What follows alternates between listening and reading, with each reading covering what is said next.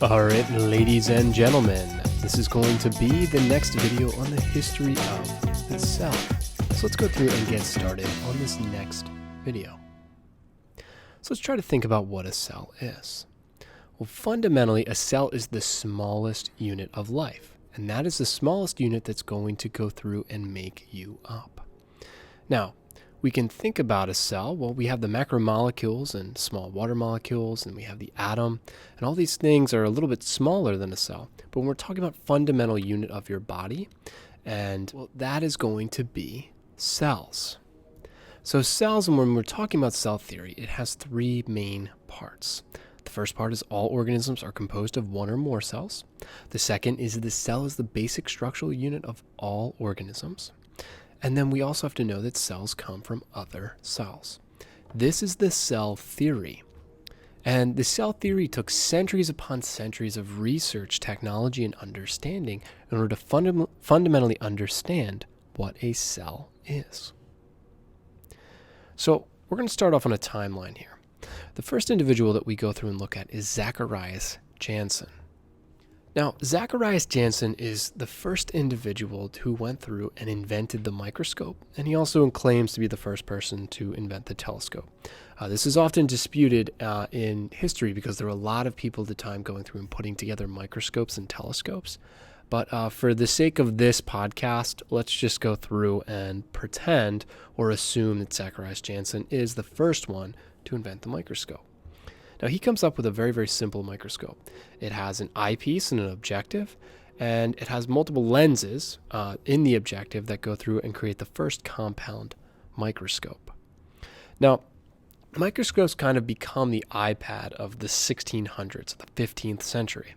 So the next individual, Anton van Leeuwenhoek, he went through and he designed his own microscope so that way he could go through and save the cost and really fundamentally go through and try to build something on his own to understand different parts and different microorganisms.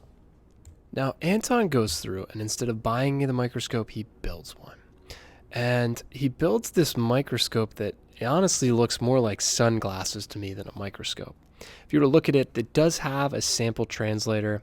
There is a focus knob, there is a sample holder, and then he went through and he'd actually blow these little glass lenses and he would break off the ends and these bulbs from the glass that he blew to create these really, really high-powered lenses on this microscope.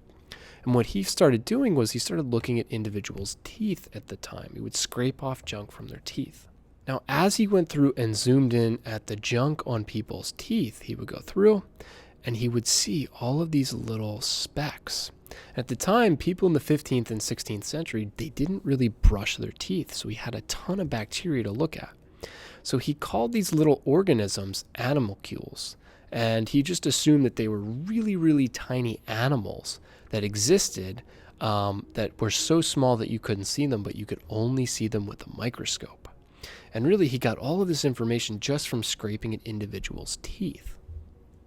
Now, fast forward a little bit, now we get to Robert Hooke. And Hooke is really the one who kind of quintessentially came up with the idea of cells.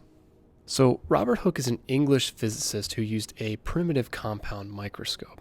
And he was looking at tissue systems and specifically at stems, wood, and cork. Now, what he saw was these little chambers, and he called them cells because they reminded him of small rooms in a monastery. And as you went through and lined up each one of these cells, they kind of formed together the same way that kind of reminded him of the building in the monastery. And he could kind of piece it together, and he came up and originally coined the idea of cells because of what it reminded him of. Now, after Hooke, we get to two German scientists. We have Schleiden and Schwann. And Matthias Schleiden came up with a very, very simple idea. Same thing with Schwann. And it might seem a little bit obvious to us now, but he discovered that all plants are made of cells. So he went through and looked at thousands upon thousands of plants because he's a botanist. And it dawned on him that every single plant that he looked at contained cells. Now, at the time, he was going through and looking all this in Cologne. And at the same time in Hamburg, Theodor Schwann was going through and looking at animal slides. And he went through and discovered that animals were all made out of cells as well. So really, in the same country at roughly the same time, in two cities that were very close to each other, we see the modern cell theory really come together and show that animals and plants are all made out of these cells. Now finally we get to the end with Rudolf Virchow. And Virchow comes up with the last idea that all cells are derived from other cells based on his research. And we can see this. This is the last part of the cell theory. Mitosis and meiosis are necessary for cells to go through divide and create other cells. And Virchow really solidified the idea in the scientific community that all cells are derived from other cells. So the modern cell theory consists of three parts. All organisms are composed of one or more cells, and really we can thank Schleiden and Schwann for this. Now, the cell is the basic unit and structure and organization in organisms. And then lastly, all cells come from pre-existing cells, and this is what Virchow went through and proposed. And we can see as this timeline progresses how each of these scientists contributed to the cell theory and our understanding of cells now. So did you guys learn? Well, did you guys learn cell theory? Did you guys learn the individuals behind cell theory? Did you guys learn the history of the cell in a nutshell? And did you guys kind of just gather some information as to how the scientific process of the cell occur? This is going to be the end of the video. I will see you guys in class tomorrow.